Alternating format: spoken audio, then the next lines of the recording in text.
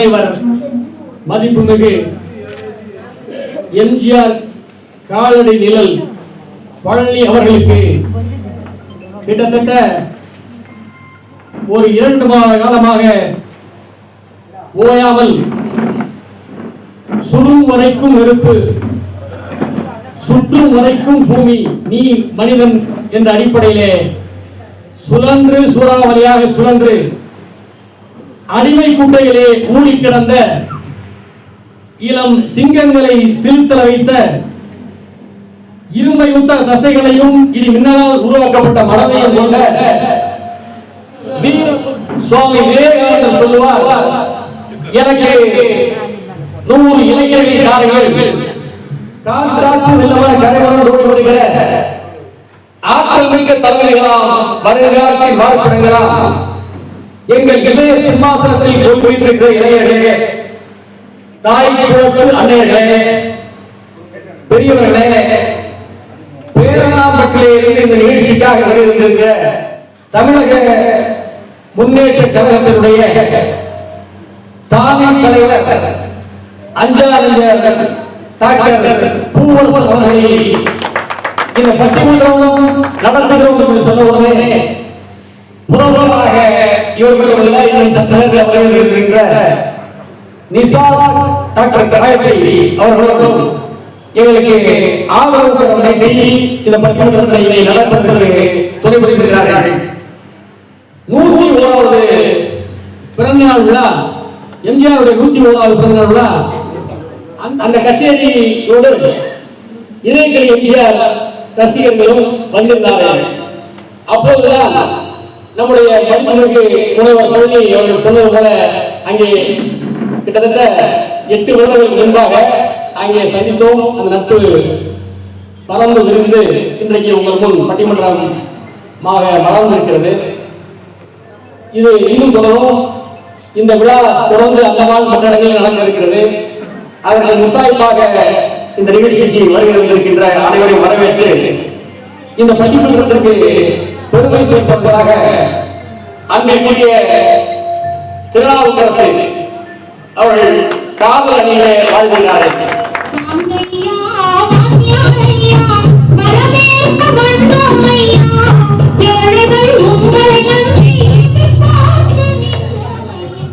அவர்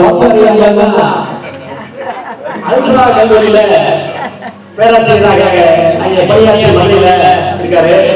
அதான் சரியான இதனால் இவன் முடிக்கும் என்றாயது அதனை அவன் உடல்கள் பொருட்கேற்ப வாத்தியாராயா வாங்கையா வாத்தியாராயா என்று நம்முடைய பெருந்தலைவர் வாத்தியாருடைய பாடலையோடு மிக அருமையாக இங்கே வழிபட்டிருக்கிறார்.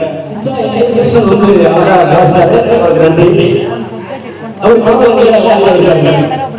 அதுக்கு பார்த்தா இந்த தலைமையிலே புதுக்கோட்டை திருமயத்திலிருந்து டாக்டர் அருணா முருகேசன் வந்து எழுதியிருக்காங்க.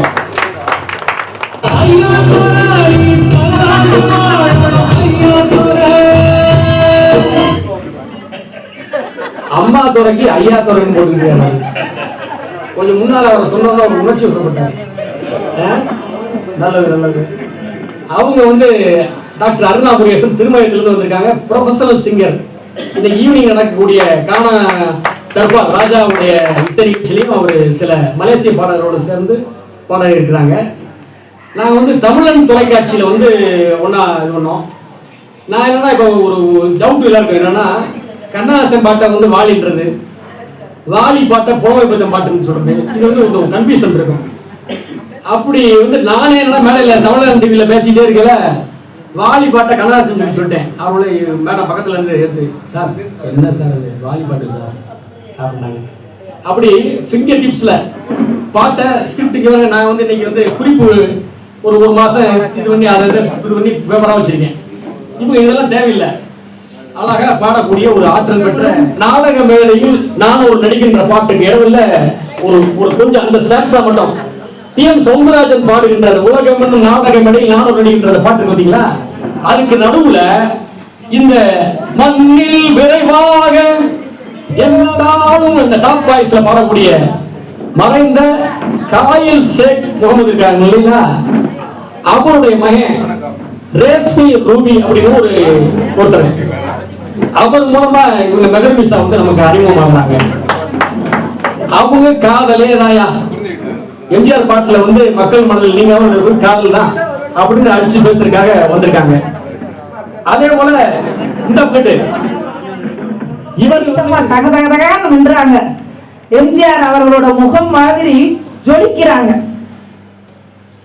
அமுத சுரபி என்ற டாக்டர் எம்ஜிஆர் அவர்களின் மிகவும் அறக்கட்டளையை சிறப்பாக நடத்தி வரும் எம்ஜிஆரின் காலடி நிழல். அதாவது பழனியில முருக பெருமான் இருப்பாரு.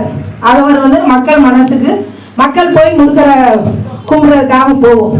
ஆனா மனித கடவுள் மாதிரி இருக்கிற எம்ஜிஆரோட மனசுல பழனி அவர்கள் இருக்கிறார் காலடி நிழலா.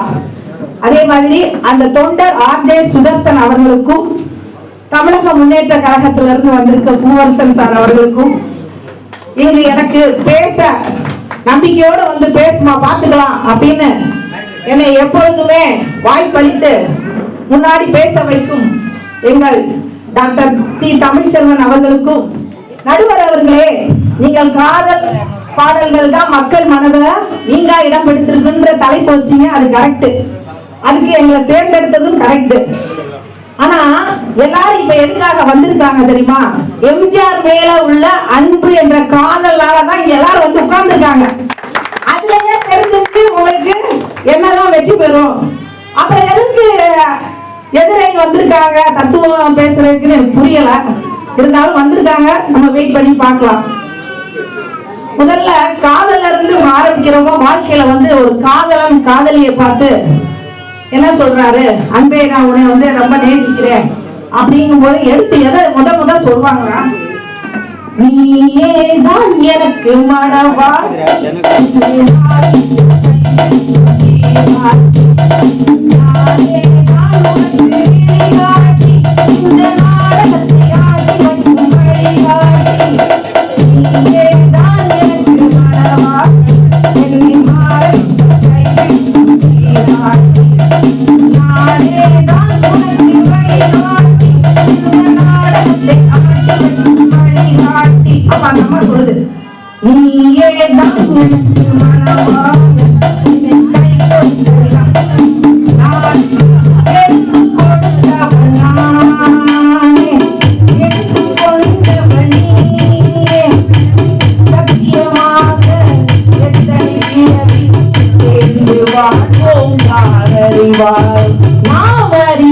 அப்படின்னு சொல்லி அப்படியே ஒரு எம்ஜிஆர் பாடல்ல தான் அந்த காதலே ஆரம்பிக்குது. அவரு தைரியம் வருது. அதோட விடுறவங்க அங்க ஆரம்பிக்கிற பாட்டு அப்படியே கல்யாணத்துல போய் முடியுது அவங்க இருவருக்கும். கல்யாணம் ஆன உடனே வீட்டுக்கு போறாரு, வேலையெல்லாம் பார்த்துட்டு கலைச்சி போறாரு. மனைவியை பார்த்துட்டு அடுத்த கல்யாண நாள் அன்னைக்கே போறாங்க. அப்பவும் என்னமா எம்ஜிஆர் பாடல் காதலோட பாடுறாரு. இன்பமே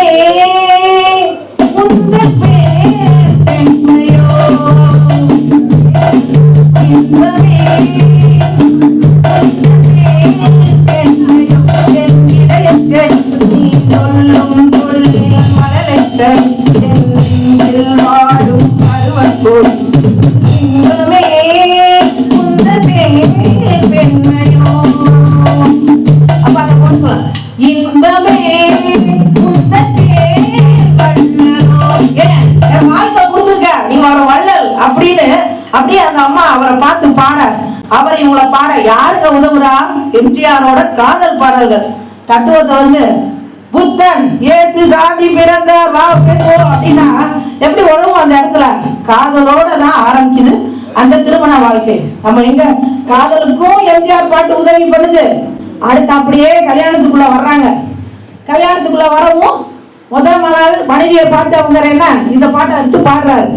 அப்போ நம்மளுக்கு எல்லாம் எத்தனையோ சண்டை காட்சிகள் எம்ஜிஆர் நடிச்சிருக்கிறாங்க. எனக்கு வந்து அவர் சொல்லி வாழ்த்த வயதில்லை என்றாலும் அவரை பார்த்து பார்த்து இவ்வளவு அன்பு வைக்கிறாங்களே அப்படின்னு நம்ம போய் ஆராய்ச்சி பண்ணி பார்க்கும்போது அந்த நாட்கள்ல நம்ம ஏன் இல்லாம போயிட்டோம், பிறக்காம போயிட்டோம் இப்படிலாம் சொல்லணும். வயசை சொல்லிடாதீங்க நடுவர் அவர்களே, தான் பேசிக்கிறேன். இப்படியெல்லாம் ரொம்ப பொறாமப்படுற அளவுக்கு அந்த நாள்ல எம்ஜிஆர் அவர்கள் மக்களை விரும்பி அவர்களுக்கு உதவி இந்த அரசியல் வாழ்க்கையை எடுத்ததே மக்களுக்கு உதவுறதுன்றப்ப அதெல்லாம் நினைச்சு நாங்கெல்லாம் வந்து ரொம்ப எங்களை நாங்க வந்து இது மாதிரி ஒரு துளியாவது செய்யணும்னு ஆசைப்பட்டிருக்கோம். அதை எடுத்து நடத்துறாங்கன்றப்ப அதுக்காகவே இங்க வந்து உங்கள்ட்ட எல்லாம் பேச வந்திருக்கிறோம். அடுத்தபடியா பெண்களை வந்து வீட்டுல ஒரு வேலையெல்லாம் பார்த்துட்டு களைச்சிட்டு போறாப்ல. அப்ப அப்பாவும் பிள்ளை அம்மாவும் உட்காந்துருக்காங்க. பிள்ளை பார்த்தா, அப்பா அம்மாவை நீங்க எப்படி பார்த்து கல்யாணம் பண்ணீங்க, என்ன விஷயம்? ஆனா அவர் சொல்றாரு, உங்க அம்மாவா, நான் பஸ் ஸ்டாப்ல நிற்பேன், உங்க அம்மா அங்க நிப்பா, நான் பக்கத்துல நிற்பேன். அப்ப பாத்தீங்கன்னா, நான் பார்த்ததிலே அவள் ஒருத்தியை தான், நான் கேட்டதிலே அவள் வார்த்தையை தான், ஒரு கவிதை என்றேன், ஒரு கவிதை என்றேன் அப்படி பாடுனேன்னு அந்த பாட்டை எடுத்து மகன் சொல்றாரு. அப்படியாப்பா, ஊர்ல அழகியே இல்லையாப்பா, அம்மா தானா? அப்படி தாண்டா எம்ஜிஆர் பாடலை வச்சு நான் அம்மாவை நான் ரெடி பண்ணி பேசி இன்னைக்கு நீங்க வந்து ஏப்பா அப்ப நான் இல்லையாப்பா? இல்லப்பா, எம்ஜிஆர் அவர்கள் இருந்து கொடுத்த காதல் பாடல்களால தான்ப்பா நான் வந்து உங்க அம்மாவே எனக்கு பொக்கிசமா கிடைச்சிருக்கா அப்படின்னு அந்த பையன்ட்ட அந்த அப்பாவை சொல்றாங்க. அப்ப ஒரு குடும்பத்துல என்ன தேவை, ஒரு மனிதனுக்கு என்னங்க தேவை? தத்துவமா ஒரு வழியா பாடிக்கிட்டே தெரிஞ்சா போதுமாங்க? கேக்குறேன், ஒரு மனுஷன் ஒரு வீடுன்ற இடத்துக்கு போகணும், ஒரு குடும்ப வாழ்க்கைக்குள்ள போகணும். அதுக்கு முதல்ல என்ன ஆகுது, ஒரு அன்பு. அந்த அன்புக்கு எது தேவை? காதல். காதல் பாட்டை வச்சுதானே அவன் வந்து அந்த இதுக்குள்ள நுழைய முடியும், அந்த வாழ்க்கைக்குள்ள. இரண்டாவது, திருமணமாகி தன் மனைவியை நல்லபடியா அந்த வாழ்க்கை பயணத்தை தொடங்கி அது கொண்டு செலுத்துறதுக்கு என்ன வேணும்? தத்துவம் போதுமா? நீ வா, நீ ஏதான் ஒரு புத்தர் இயேசு அப்படின்னு இறைவனை பற்றியோ ஒரு தத்துவத்தை பத்தியே பேசிட்டு இருந்தா அந்த அம்மா என்ன கொடுக்கும்? இருக்கு சாப்பாடு ஏதாவது செஞ்சு கொடுக்குமா? யாராவது வீட்டுல நீங்களே சொல்லுங்க. யார் வீட்லயா போய் டெய்லி ஒரு 5 நிமிஷம் தத்துவம் பேசுங்க, அந்த வீட்டுல எப்படி இருக்கு? அப்படி ரொமான்டிக்கா அப்படி எம்ஜிஆர் மாதிரி அப்படி போய் ஏய் நீ தான் எனக்குண்டு பாட்டு, இந்த பாட்டு பாடுங்க. பணி இல்லாத மார்கழியா, பணி இல்லாத மன்னவரா, பணி இல்லாத மார்கழியா, பணி இல்லாத மன்னவரா, இனிப்பில்லாத முத்தையா, இசை இல்லாத முத்தவரா, பணி இல்லாத மார்கழியா, பணி இல்லாத மன்னவரா, அழகில்லாத ஓவியமா, ஆசை இல்லாத பெண்மனமா, அழகில்லாத ஓவியமா, ஆசை இல்லாத பெண்மனமா, மழையில்லாத மாநிலமா, மழையில்லாத பூங்கோடியா. இப்படி பாடும்போது ஆஹா, நம்ம வீட்டுக்காரர் என்ன அழகா இத பத்தி பாடுறாரு, நம்மளையும் புகழ்றாரு அப்படின்னு. ஏங்க, உங்களுக்கு காப்பி மட்டும் போதுமா, இல்ல சேர்த்து வடையும் சேர்த்து செஞ்சுட்டு வந்து தரவா அப்படின்னு ஒரு மனைவி ஆசையோட கேட்பாளா இல்லையா? கேட்பாளா இல்லையாங்க? நீங்களே சொல்லுங்க. அதை விட்டுட்டு வேலையை விட்டு வந்தோடனே ஏய் இங்க வாவே, ஒரு தத்துவத்தை நான் உனக்கு பேசுறேன், இதை நல்லா கேட்டுக்க அப்படின்னு நடுவர் அவர்களே அந்த வீட்டுல போய் அவர் பேசுறாருன்னு வைங்க, அந்த குடும்பம் எப்படி இருக்கும்?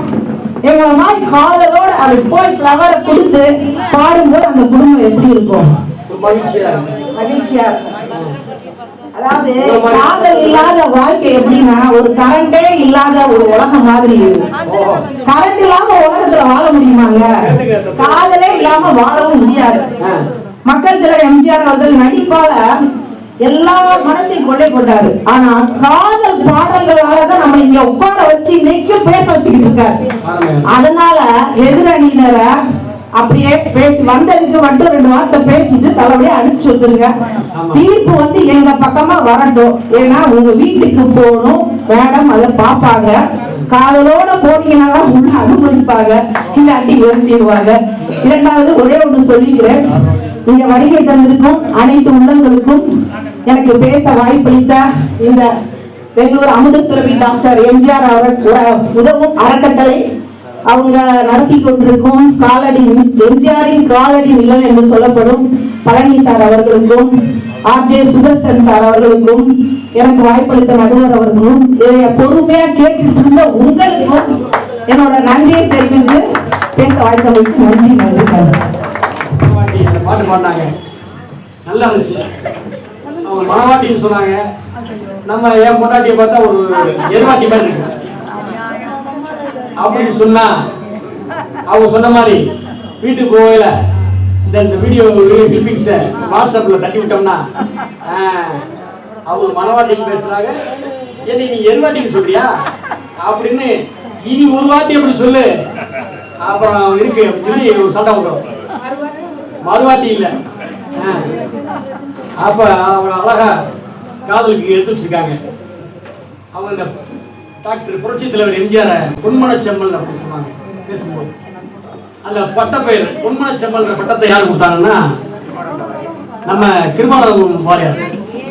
அதாவது சப்தமிடுகின்ற சதங்கைகள் காலில் அணியப்படுகின்றன, அமைதியாய் ஜொலிக்கும் வைர நகைகள் கழுத்தில் அணியப்படுகின்றன. சப்தமிடுகின்ற சதங்கைகள் காலில் அணியப்படுகின்றன, அமைதியாய் ஜொலிக்கும் வைர நகைகள் கழுத்தில் அணியப்படுகின்றன சொன்ன திருமூலர் கிருபானந்த வாரியார் தான் டாக்டர் புரட்சி தலைவர் எம்ஜிஆருக்கு வந்து பாத்தீங்கன்னா பொன்மனச்செம்மல் என்ற ஒரு பட்டத்தை கொடுக்குறாரு. அந்த திருமூலர் கிருபானந்த வாரியார் நினைச்சு எல்லாரும் கை தட்டி உற்சாகப்படுத்தி நம்ம எல்லாமே கை தட்டிக்கலாம். ஏன்னா இப்ப வந்து நேரத்தில் இல்லாமை நீக்க வேண்டும், தொழிலாக்கம் வேண்டும், இங்கு எல்லோரும் வாழவே